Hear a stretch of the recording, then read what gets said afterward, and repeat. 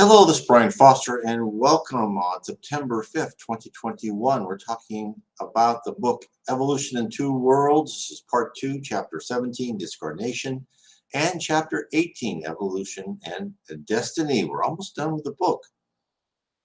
So this is this book I really recommend this for people who have dived deep already into Spiritism, and it's giving you a lot.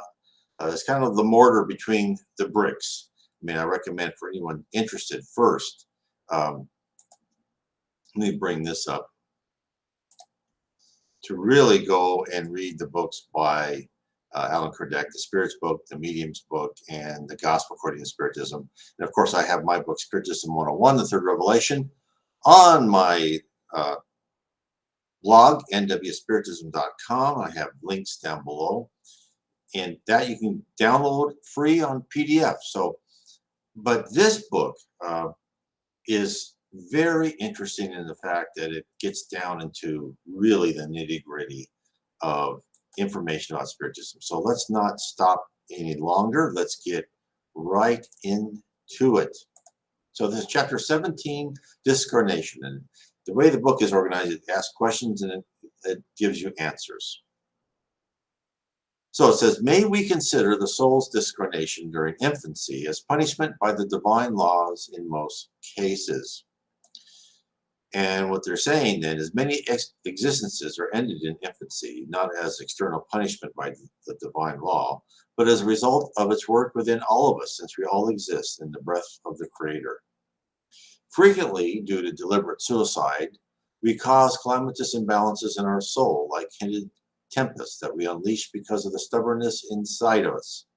Ingesting poison, stabbing or shooting oneself, drowning or hanging oneself, jumping from great heights, and all sorts of addictions which accountable individuals use to ruin or destroy their own bodies, bringing about premature death with complete disapproval of their conscience, all cause degenerative processes and maladjustment in essential centers of the psychosoma, especially in those that govern the encephalitic cortex and endocrine glands, the emotive organization, and the hematopoietic system. I'm probably pronouncing that wrong.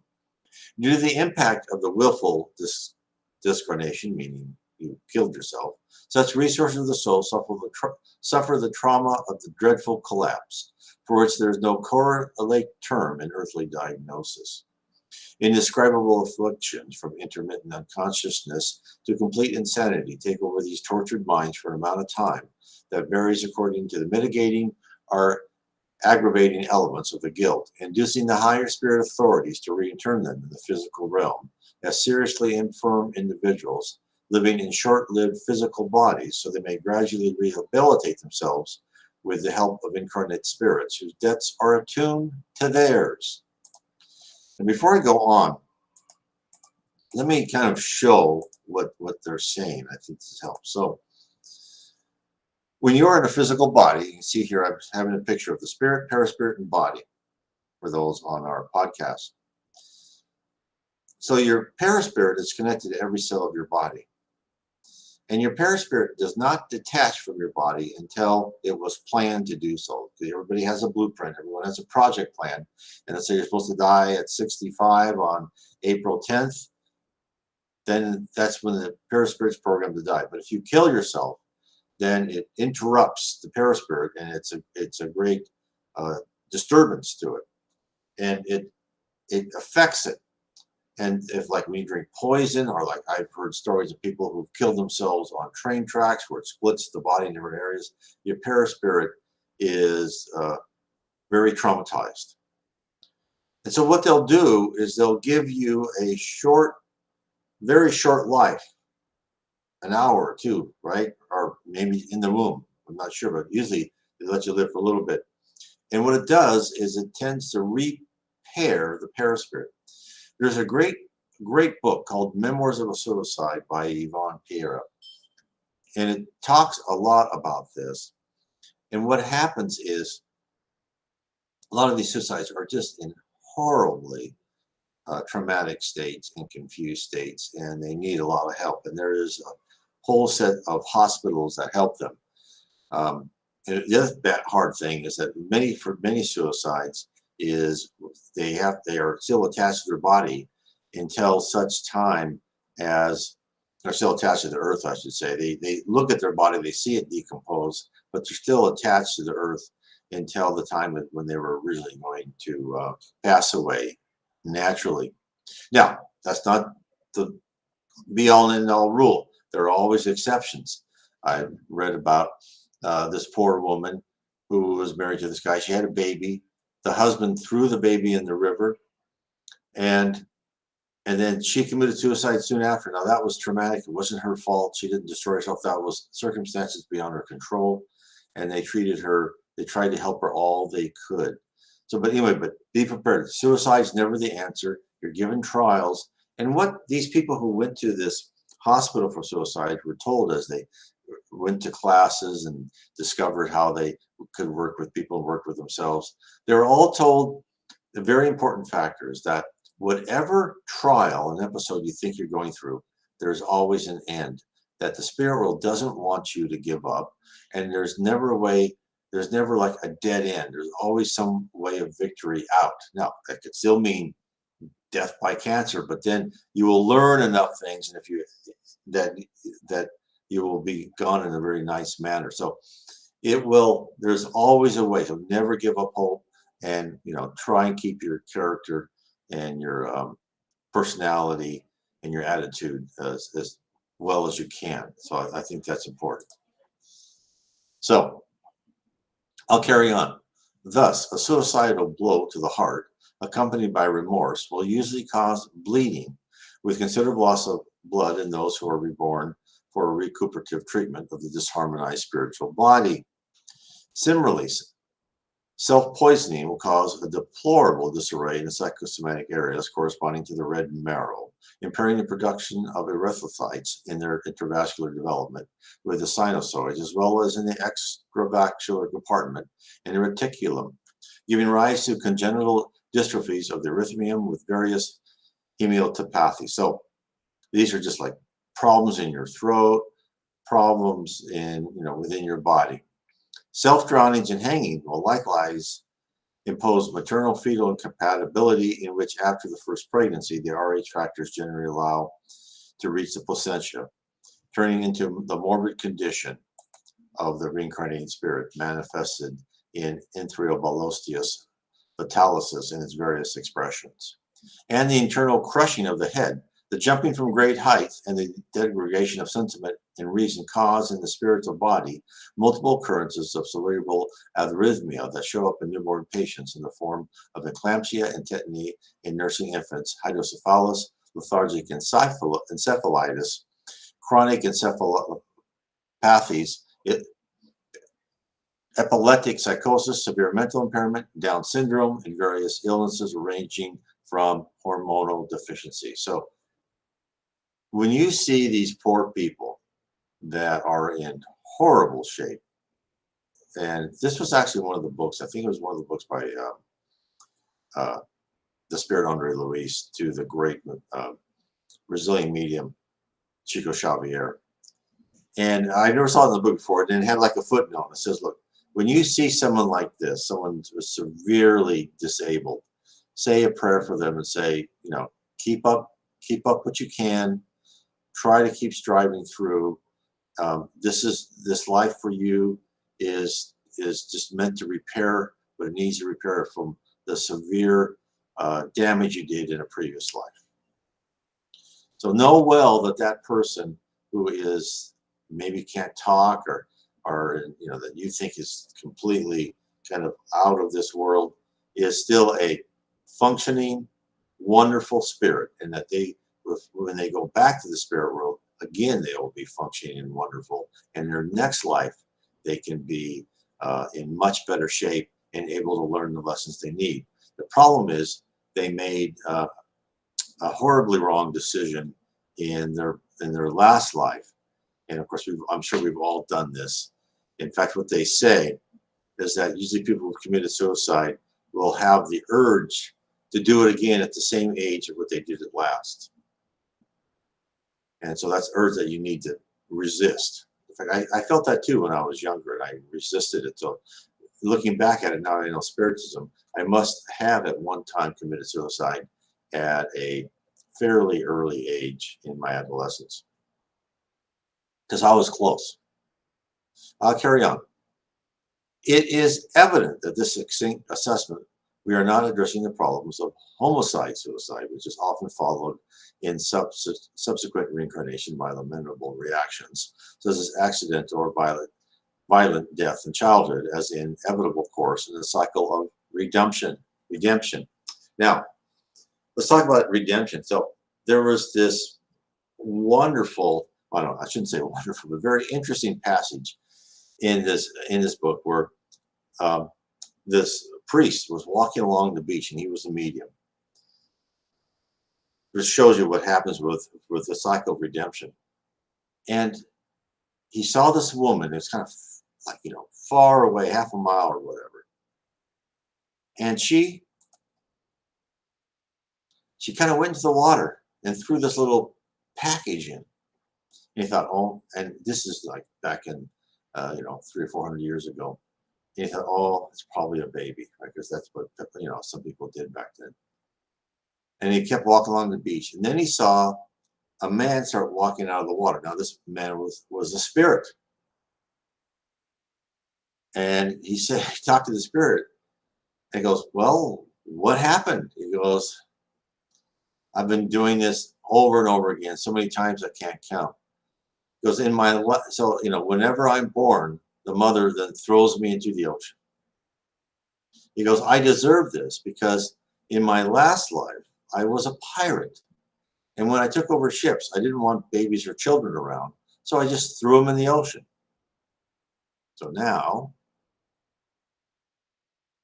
when he's a new baby, he was thrown in the ocean." Well, not now, it's hundreds of years ago.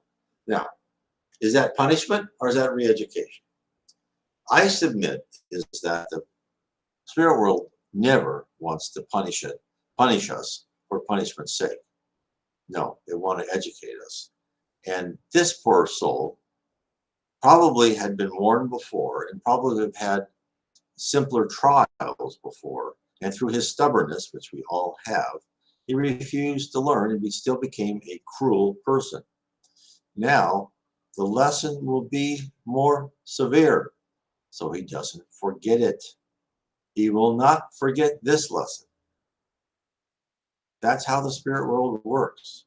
Now remember, whatever anyone's done, when they're sent to the lower zone of the dark abyss, also called purgatory, there's no eternal damnation, according to the spirits and Spiritism. Everyone will be able to rise out of that at some time. So remember that whatever anyone has done, there's always a chance for redemption, and there's always a next life for those people to improve, and the next and the next. God is just, and God loves us. And he's going to let us have our free will to be as destructive and stupid as we want, until through the stimuli we get when we're on earth and in the spirit world too, we learn that violence and greed and selfishness and pride aren't the answers. And it's something we have to work here on earth too, because after all, what is our culture? Our culture encourages materialistic behavior, greed and pride. Sad. That will change. Okay, let me carry on. The above mentioned diseases, however, affect the life of the physical vehicle at different times, usually from life in utero to 18 or 20 years of age in the new lifetime. And as we can see, they are secondary diseases because their etiology resides in the complex structure of the soul itself. We must also remember that all patients of this type are led to other spiritual patients.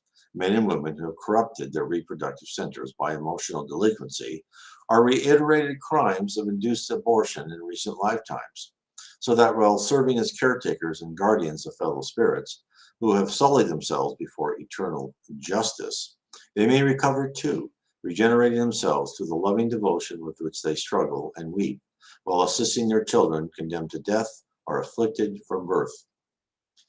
So everything's interconnected, right? These people who have had experiences like that, or have been with that, or maybe even caused people to commit suicide, they're put together in the next life. The spirit world, this is why I tell people, forgive 7 times 70, and don't create elaborate plans for revenge. The spirit world does not like unresolved conflicts.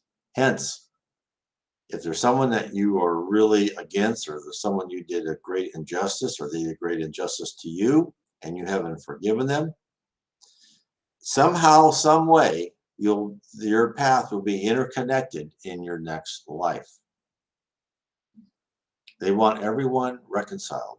Even if you can reconcile in the spirit world too, it's much better. But they want everyone reconciled with each other. It's very important.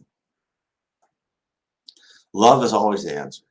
No matter what anyone has ever done to you, you don't have to worry about teaching them a lesson.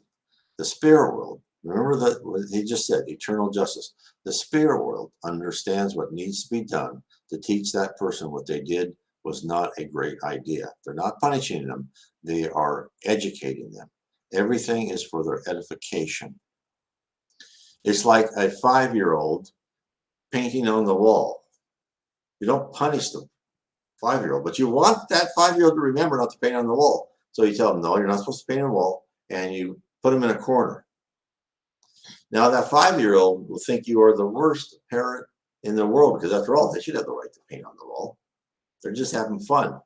And they'll get really mad at you, and they'll think what you did was horrible and the whole thing was horrible. But they will forget after a while. Same thing with us. We will think that what we went through is horrible, but we will at some point in time understand that was necessary. And that pain, which the spirit world says pain is the great teacher, will help us reform our character and personality for the better. Okay, I'll carry on. Therefore, according to what we have observed, existences that are cut short at the dawn of the rebirth in a dense body are rarely terminal markers for an indispensable trial on the human pathway. In most cases, they are brief courses of assistance or treatment of the spiritual body that has become imbalanced due to our excesses and recklessness, compelling us to recognize with the Apostle Paul that our instrument of manifestation, whatever it may be, is the temple of divine power, through which, in association of body and soul, we are obliged to perfect ourselves and improve our lives in continuous praise of God. Now, the next question is, are there cases of discarnation where the spirit is away from the body? For example, in the lower zones, where the body is comatose? And the answer is, from the point of view of the exteriorization of thought, this can very well happen because heaven and hell, expressing equilibrium and disequilibrium, joy and suffering, invariably starts within us. So what he's saying is that you're in your own point of view. But I would say the vast majority of time that you are in that body because they want you in that body when something happens, because that is part of the lesson. Okay, the next question. Do incarnate spirits who have suffered severe mental impairment immediately return to spiritual lucidity after discarnation?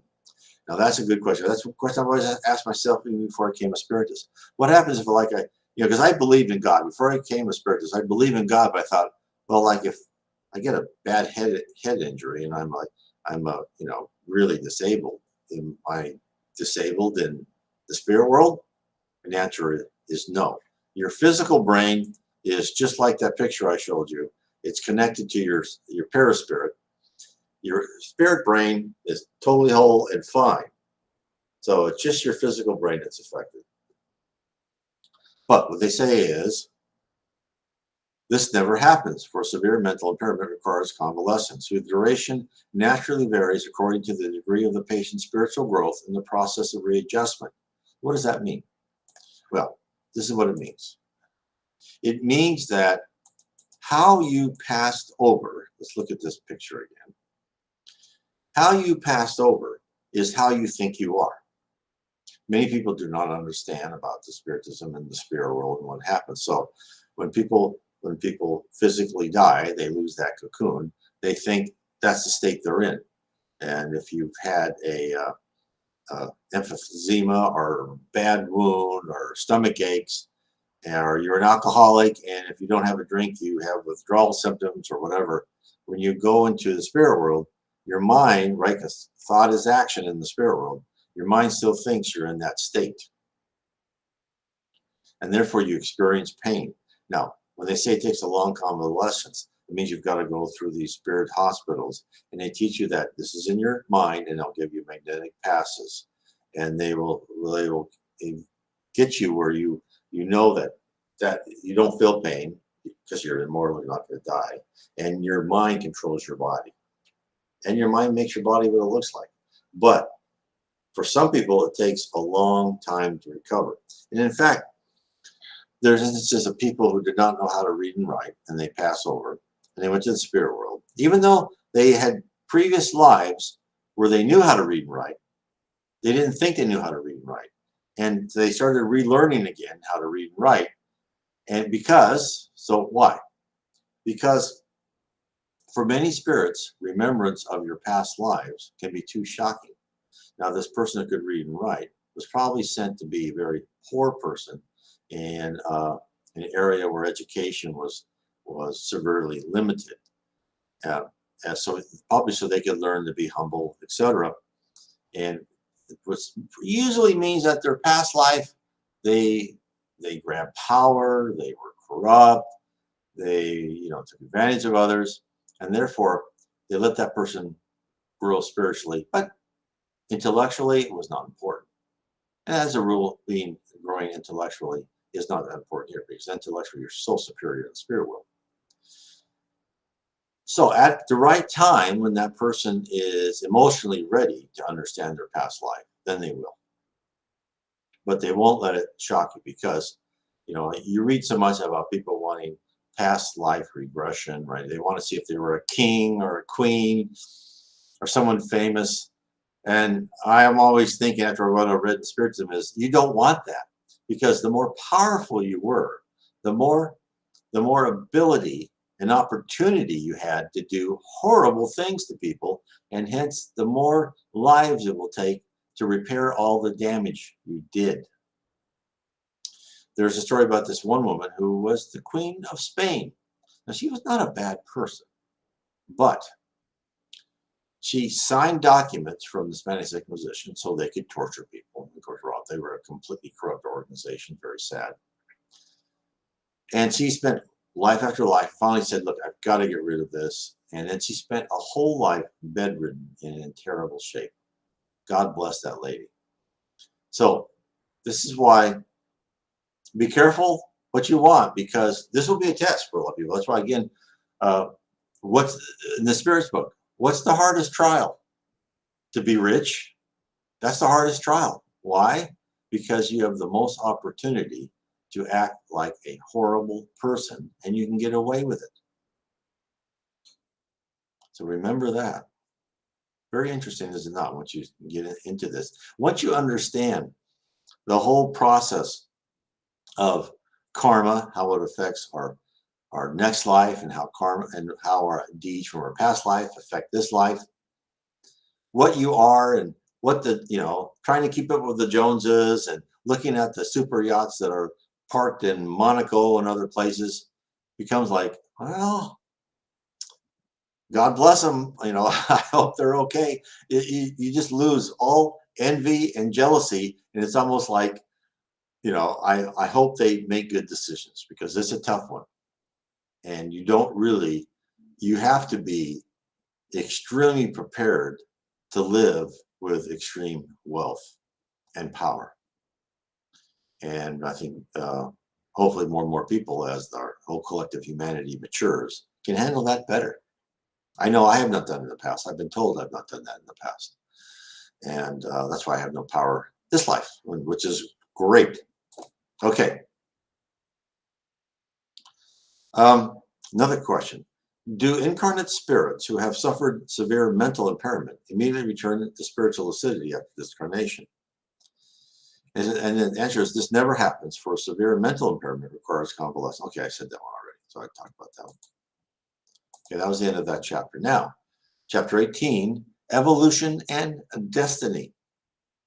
The question is evil figured into the contents of our destiny? The answer is no one is born destined for evil, because such a condition would derogate the fundamentals of the eternal good upon which the work of God is erected. The spirit born into the earthly cradle brings with it the expiatory trial or redemptive task that is chosen for itself in conformity with its debts. Again, every action has a reaction. Every deed, right, is to what you've done is what you're given.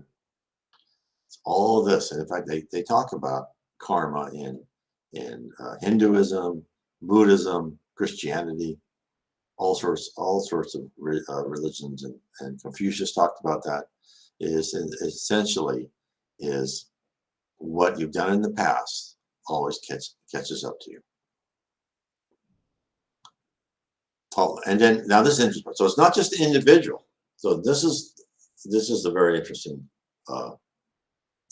point, and I talk about this in a couple of my books, and one is in How Spirits Guide Us. But this is what he says. That's book 3 of Spiritism.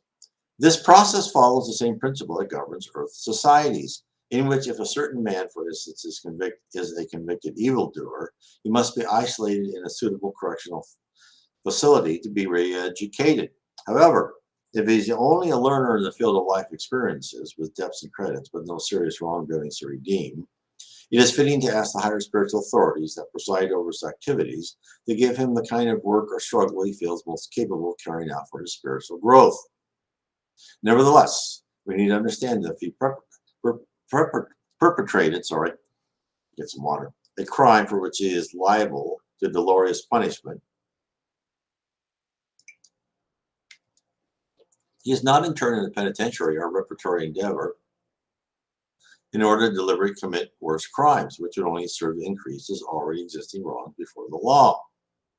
It is natural for debtors involved in this or that form of atonement to experience strong impulses and relapses into the wrong in which they failed. Impulses and relapses as strong as the moral wrongs they committed. However, their trial must be assimilated as a means of rectification and never as an expansion valve for incurred debts. Thus, no one is destined by the higher plane to relapse or be wicked, indolent, or morally delinquent with justified acts of larceny, prostitution, or idleness, homicide, or suicide. As we recapitulate our experiences, we do indeed feel the impulse to enter into this or that unworthy pathway in this or that sector of our life. But this is the influence of our past, inciting us with the temptation, originally all of our own, to become again what we were once in opposition to what we must be. Now, the point I wanted to make before I finish reading this part was that this applies not just to individuals, this applies to governments, cultures, organizations. Everyone, every organization is looked at as their accumulation of where they are. Are they corrupt? Are they, do they do good? Are they there for, just for their own profit and not care about anybody else? So if you're a company that has just, raped and pillaged, figuratively, all these different areas and been horrible to people, then that company will not survive. Something will happen to destroy that company. And therefore, we have to be careful. So when you go to work for someone, see what type of company they are, because you don't know what's going to happen to them if they were not a trustworthy corporation, and they were not an honorable corporation. Now, I know in this day and age, it's really hard to find, and there's always gray areas in everything. It's much easier said than done. And then another question: what is the amount of time between the stages the average spirit lives as an incarnate and as a discarnate? So the answer to that is the amount of time in the spirit world for individuals of average evolution varies with his or her wise use of time during her or his most recent stay in the physical body. The greater accumulation of knowledge and acquisition of virtues on the part of the spirit, the longer amount of time it will enjoy in higher spheres to obtain more ennobling resources for a higher ascension. And we've seen this now. Lower spirits may die, become reincarnated very fast. Higher spirits may pass over, and then they will work with their spiritual mentors in one of the levels of heaven. They will actually take part in planning their next life, so they can go through their trials and tribulations and know what defects they want to repair. What I mean by defects is, what primitive emotions, what kind of instincts they want to remove from their personality and replace with higher civilized emotions. We all have that. That's why we're here on Earth. We're all like young children in some manner, where we have our irrational phases. Next question. Is there some identifiable evolutionary link on the extraphysical plane that is unknown on the Earth? And the answer is, beyond the physical plane, human research will find valuable study material to elucidate the many problems concerning the evolution of the human being. Well, they're not going to tell you, but you'll find out when you're in the spirit world. The next question. Nowadays, do spirit and structure still intervene in the improvement of lower evolutionary forms in which the intelligent principle dwells? The answer is yes, because all the sectors of nature count on agents of divine wisdom for the formation and expansion of their evolutionary characteristics. Now, that question came from the fact is, if you've had read Spiritism and read my books, etc., you'll know that yes, Darwin was right in that there is evolution, but is that it was somewhat guided, and maybe a lot guided, depending. So this evolution, so there are teams, as an example, there are teams of spirits that are given, say, okay, the oak tree, and then they will help guide the subtle changes in DNA and genetics to that oak tree. And then there's other ones that maybe are working on a parasite that affects the oak tree. And of course, they will make changes that maybe damage the oak tree. Then the other team will try to make changes to thwart that damage. So there's a competition. The spirit world sets up competition between teams in the evolutionary structure of the Earth and then other planets, all over. So it's very interesting. And, a lot of the organization of the spirit world is like organization on Earth.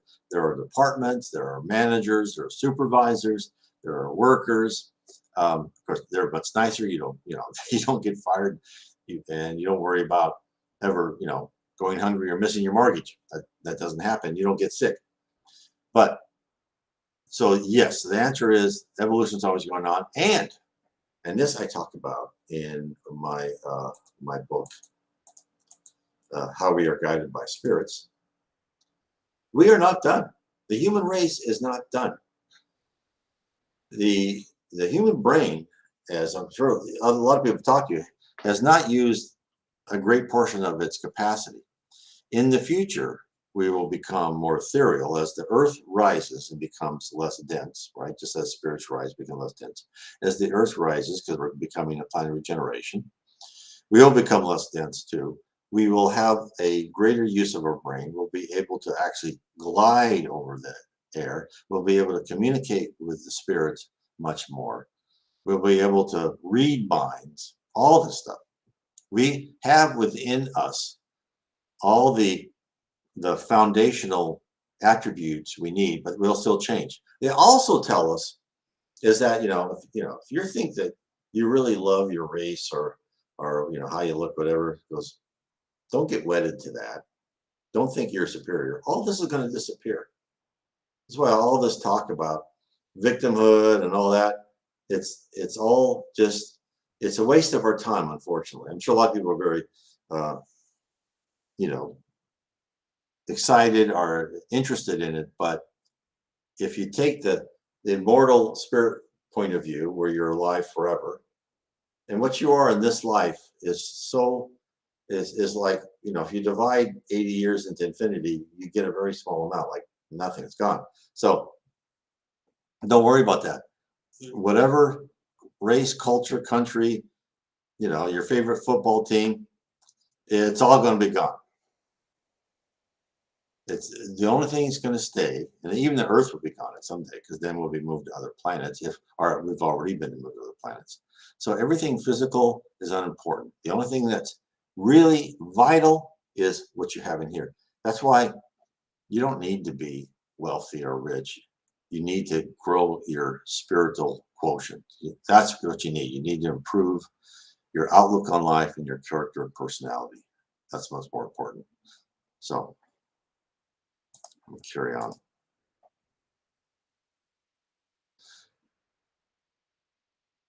Among the higher animals beneath the human being, which holds the most extensive fragmentary thoughts? The answer is this subject will require a long technical study on evolution because there are fragmentary thoughts of a certain sense that are more advanced in certain animals than in other. Nevertheless, we can say that the dog, the apes, the cat, and the elephant, the mule, and the horse are elements from your normal earthly life that have been most abundantly gifted with mental activity as a prelude to continuous thought. Now, so what Spiritism has told us that we are thinking human beings, but the difference is we have free will. Where the lower animals, the animals below the human being, rely mostly on instinct, and they do not have free will. But again, as Spiritism has told us anything, there's gradients, right? There's no like dividing line between levels of spirits. There's no absolute dividing line between levels of heaven, kind of say, right? There's different, even, as Allan Kardec said in, the different levels of spirits, he said, these are just rough guidelines. There's not like you go from one to the other and they overlap. So again, as these advanced animals, let's say a dog, because everyone's seen a dog, and we know dogs have emotions. We know dogs love us, and we know dogs have made decisions based on their own logic, not just from instinct. So look at this as the spirit world is training that spirit because they're controlling this more complex animal. They're training that spirit to one day control a human-like, maybe not on this planet, but other planets, a human-like spirit. And they would probably train it first. They probably go to a primitive planet. The Earth is no longer a primitive planet. And a primitive planet really is, it's very cruel, dog eat dog, survival of the fittest, etc. Because after all, these animals have been there. They've lived in that situation, and now they need to grow out. It's interesting, but our whole culture, our whole character, we've spent these eons in lower form animals living by instinct. And these instincts of survival at any cost, hoarding, all of this have served us well because we've survived. And then when we became a primitive animal, a primitive human, I should say, again, some of these primitive instincts have served us well until, guided by the spirit world, the culture and technology of society becomes more and more civilized. And now we have to go through this other process of getting rid or sublimating, right, those primitive urges and emotions, and replacing those, instead of hate and envy and pride, we have love, charity, and fraternity. Because now we're working with other people at our level, and we're not going to go and live in a world where someone wants to kill us because we have a morsel of food and they don't. Now, you can ask, why do we have to go through all of this? Can't the spirit world just make us nice people? And the answer is, I'm sure they could. And again, this is before I want to go off of tangents for a second. A lot of, in Christian theology, God made angels. Well, no. Spiritism tells us, and with demons too, is no. We are angels and we are demons in essence, that we are not nice spirits. Now, anyone who's a demon or they think they're like a devil attitude, they will eventually grow out of it. And in angels, as those are more advanced humans or human-like, or whatever planet they were on, and they become nicer and nicer and wonderful people and more wisdom and knowledge, they become these great angels and archangels. We will be there eventually. It might take me a heck of a long time, but we will be there eventually. So let me get back to what I was talking about. Why do we have to go through this? Being primitive and then, pulling all this out. Well, first, We need to go through controlling lower life forms because we need to learn how to control all the different cells and all the different control centers of life forms and become more and more complex. It's training us as pieces of very complex logic. It's training us to be able to do that. That's one aspect. So you have to go through that. Now, I think the other aspect is God is so wise and such an unknowable genius, is that I think going through these different stages and through billions of years, having just how many different uh, mutations and permutations, the word I'm looking, permutations of different experiences makes us all unique characters. The spirit world doesn't want all the angels to be the same. And we're all, oh, they're all nice guys, all have the same personality. No, they want nice people who want to love and help, but they all want them to have their own little quirks, their own little personalities. They want everyone to be unique. And you think about that, isn't that a wonderful process? Isn't that a process that any company would want? They would want to have the most intelligent, best people, not all the same, because that would have groupthink, but they would want them all pulling for goodness and for the good of each other, right? I mean, it's all organizations, but an organization that would be a good organization. And that's what they would want. That's what the spirit world gets. They're all having us pull together. So anyway, that's the end of that chapters, I should say. And remember, tomorrow night, on Monday nights, I have question and answers at around the same time. And on Tuesday nights, I'm still talking about a wanderer in the spirit land. And so I live stream 3 nights a week, Sunday, Monday, and Tuesday now. So please tell your friends to join, and let's talk about Spiritism. And then before I go, I would recommend, after you download the Spirits book, a PDF, is read my book, The Spirit Realm. Spiritism has revealed the reality of our existence. It really does explain what the spirit realm is, what the physical universe is, a subset of the spirit realm, who we are as a spirit, how we advance as a spirit, what are our attributes, how we are guided, and how we can ascend even when and be prepared for heaven, even here on this chaotic planet called Earth.